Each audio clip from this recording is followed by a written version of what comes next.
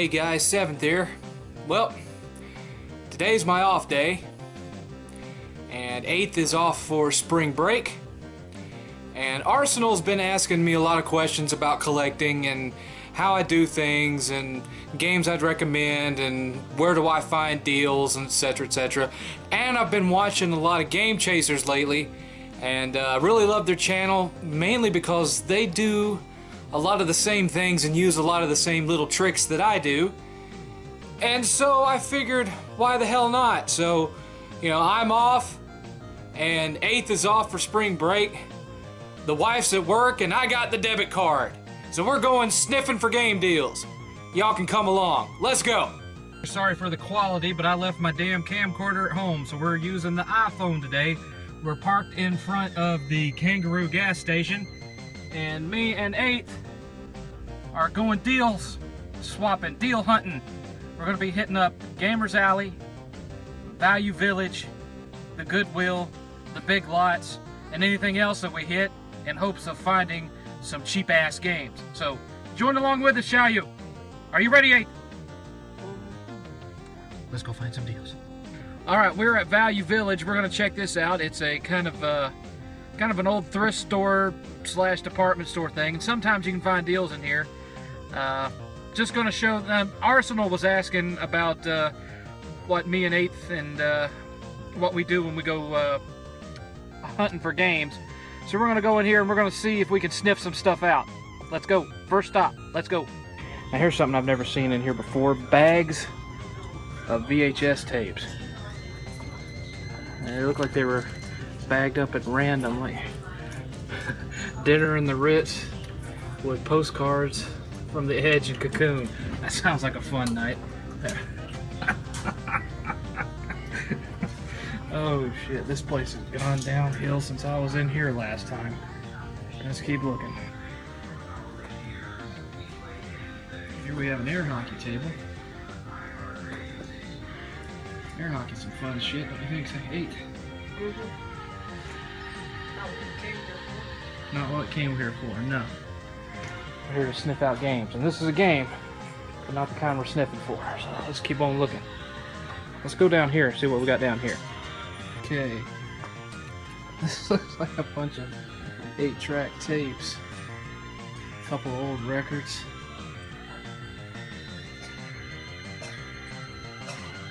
Hey, wait a second. What do we got here?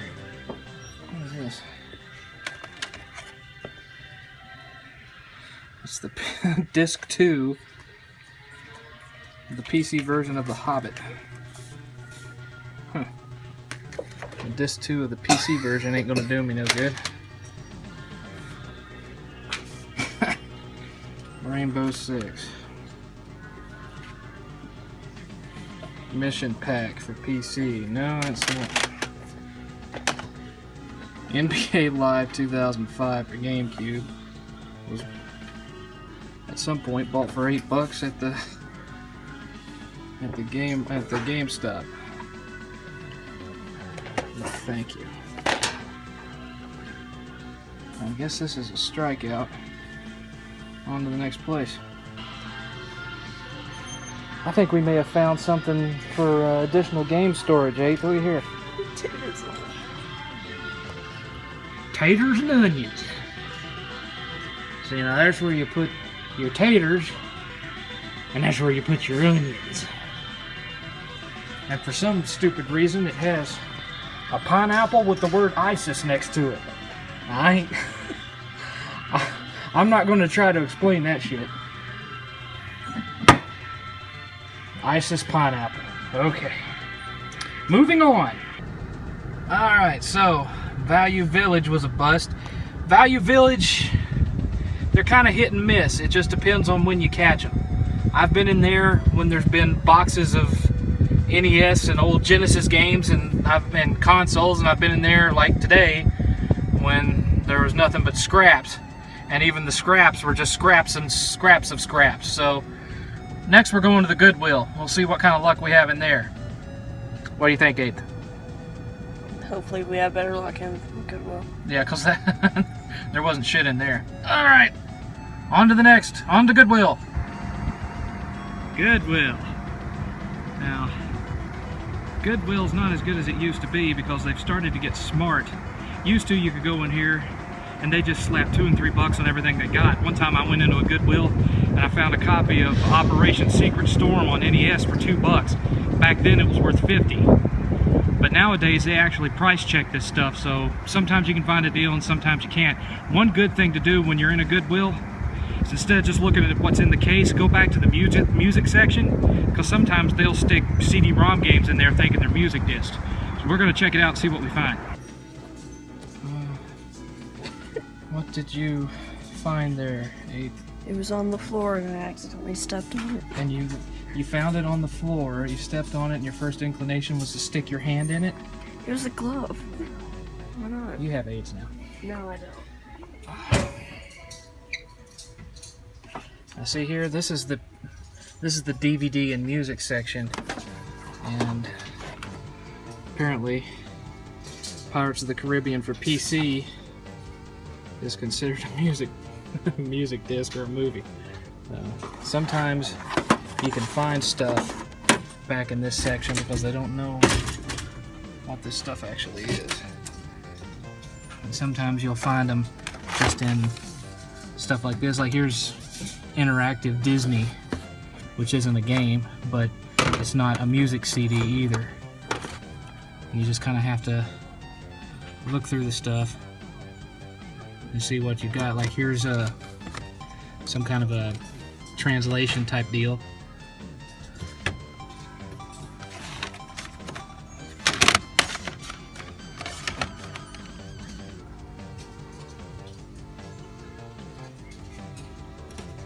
And then you'll see some that don't have anything written on them. So you have to look at them to see what they are, because they could be a game. And you can see this is Learning Center PC software. But you never know until you look at it. Here's a bootleg. Surprised that didn't get caught. Eighth, we're supposed to be looking for games. Come on. It was worth my time.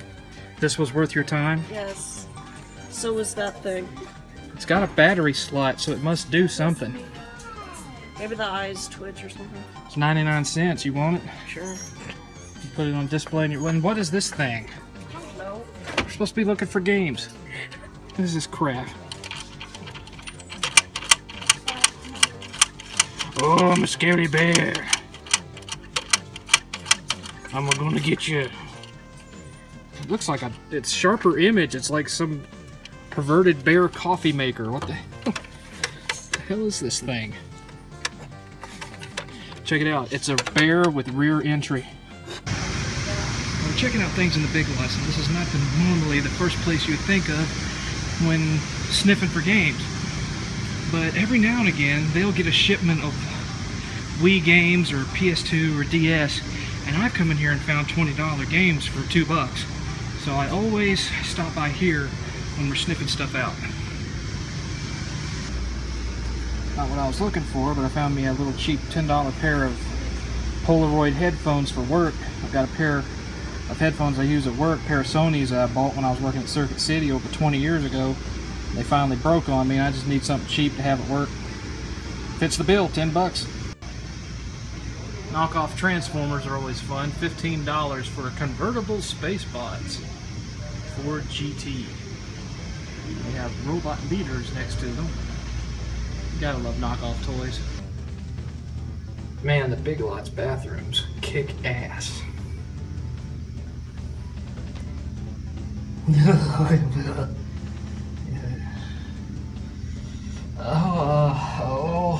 Oh no. Now we're here at another Goodwill, and what do we have here? Bugs Bunny and Taz in Time Busters. And looks like a Casper's game for PlayStation. And looks like they've got some games that don't have labels on them. We're gonna find out what those are and how much they want for them. Let's find out. This is kind of cool. This is a remote controlled helicopter, and it's got like this kind of cool carrying case thing. with a kind of a gamepad looking controller. Oh, that's sweet. That's kind of cool looking. It's got a USB input. What's the brand on this thing? RC helicopter, built-in electronic gyroscope. Comes with extra parts. $24.99. This is kind of cool. What do you think of that? I know you're not a big fan of remote control helicopters, Eighth, but not every day you see one like that, is it? I'm gonna have to check into that and get somebody over here to check into that in the games. Now, I know I don't have the right to say anything, but I do not want to see the person that would need a wheelchair that big. Jesus Christ. Now, whenever you're walking into a brick and mortar store, you have to keep in mind these people know what these games are worth. Now, they don't always know the... Hello, there's a metal storm. Unfortunately, I didn't pick this up. They wanted $100 for it, and it's pretty badly scratched up. And that's kind of to the point. These guys know what these games are worth, but a lot of times they only go by the complete price or the loose price. They don't look at the actual quality of the item. So it could have somebody's name written on it, it could be scratched up, missing some of the label, but if it's all in the box, they'll charge you the complete price. Gamers Alley is a little bit different. They will initially price things like that, but if you just point those things out to them, and they know that you aren't out to screw them or vice versa, they trust you because you've established a friendship with them, they're going to be willing to wheel and deal. And that's a good thing. You should never be afraid to offer a lower price, because a lot of times, as you can see from some of the stuff that you're looking here, you'll notice a lot of dust on them, and that's because a lot of this retro stuff just doesn't move. And we're not talking about just common games, but the rare stuff too. That Metal Storm, for example, has been sitting in that case for months, and I've been trying to talk Scott, the owner, into giving it to me for a lower price than what he was quoting. But as it turns out, he feels that damage or no, he'll be able to get more for it off eBay, so he's not willing to work with me on the price on that one.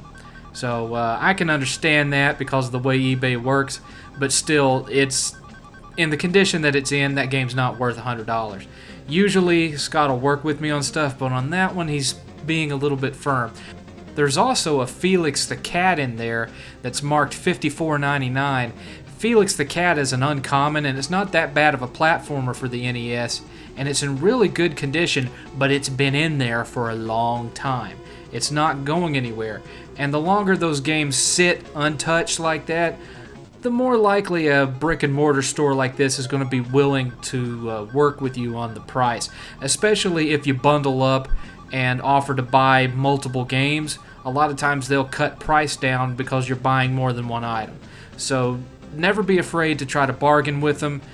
It moves inventory for them, and it saves a little money for you. One quick note for Arsenal: when collecting for 2600, you're going to see a lot of them that are missing labels, and sometimes they're even peeling a little bit. So again, don't be afraid to bargain based on the condition of the cards.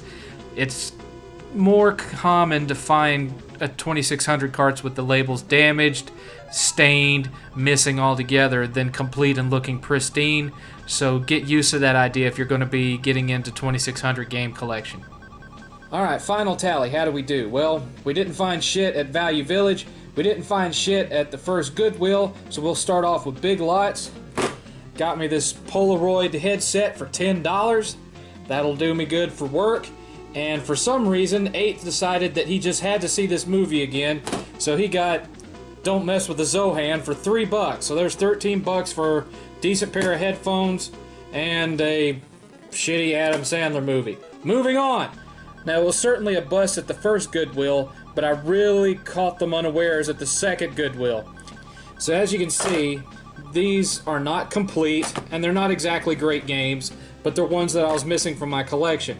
These were rental games from the Blockbuster, as you can see, and so, you know, they're disc only, there's no manuals, there's no cases, and then the other two that I picked up, they were complete, which was Bugs Bunny and Taz and Time Busters, and Casper, Friends Around the World. These were all games I was missing from my PlayStation collection, and these two were priced at $2.99 a piece, so these were $3 a piece.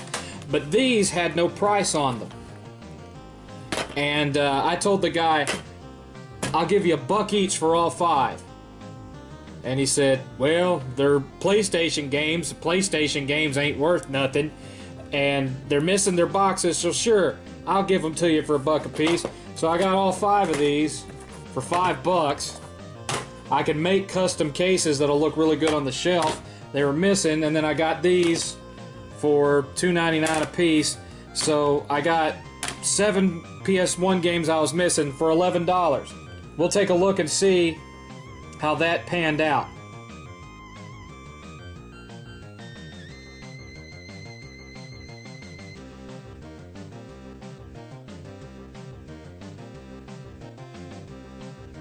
And now the stuff at Gamers Alley, where there was 2 different lots I was looking at.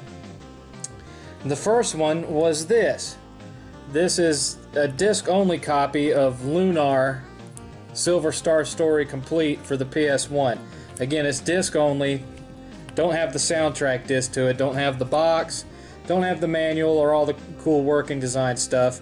But you know, I don't care about that too much as long as the game works and the discs are clean. Now, they had it priced at $57.99 for disc only.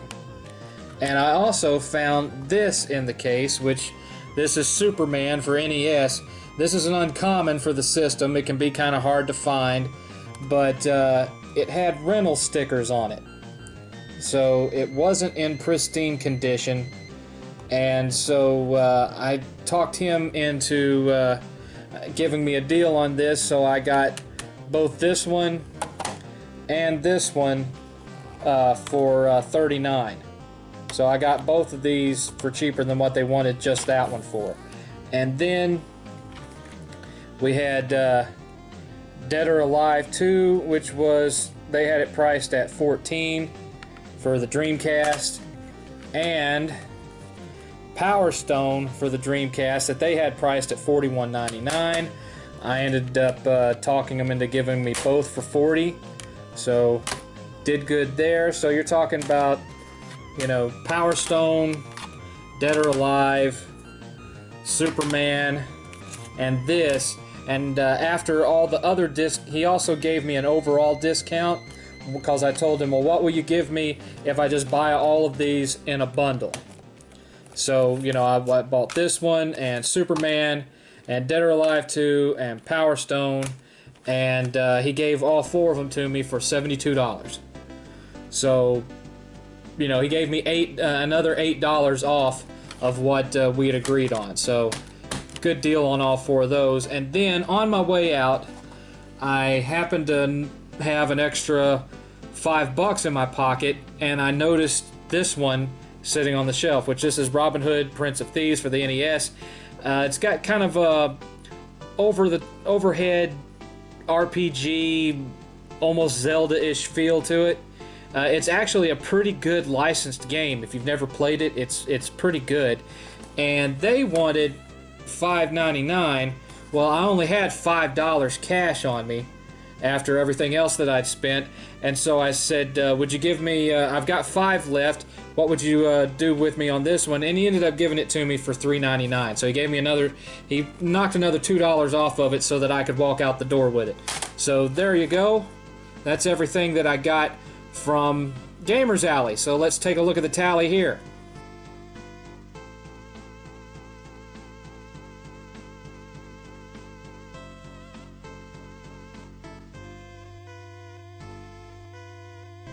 The lesson learned here is it doesn't matter whether it's a flea market, or if it's a Goodwill or Salvation Army, or even a brick and mortar store like Gamers Alley. You don't have to just accept what's on the sticker. You can always try to get a better deal. The worst thing that could happen is they say no. So always try, you know, don't insult them, but always try to, you know, give them what you feel is a reasonable price based on what you know the game is worth. Always pay close attention to the quality of the item, because a lot of these places, they'll just go to pricecharting.com and they'll look at the complete in-box price. they won't pay attention to what the actual physical quality of the game is. So if it's got rental stickers on it, or some kid's written on it, or it's got some scratches on the label, that kind of thing, sometimes you can point these things out to them and you can get a couple of bucks off the price.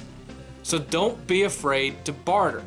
You're not going to insult anybody, you're not going to hurt their feelings, and especially if it's a brick and mortar store, get in good with the management of the store. Make friends with them. Let them know that you know what you're talking about and that you're familiar with pricing. That way they'll be more willing to work with you a little bit, because they know that you're coming from an educated point of view, that you're not just insulting them by throwing out some extremely low dollar price.